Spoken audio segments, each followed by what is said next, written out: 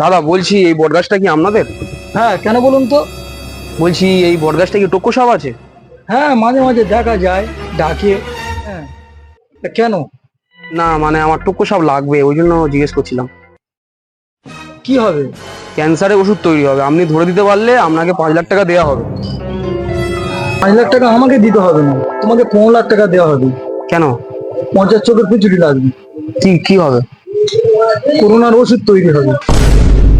এই সব বাচ্চা পালাচ্ছিস কেন? টোকা সাপ নিতে হয়েছে।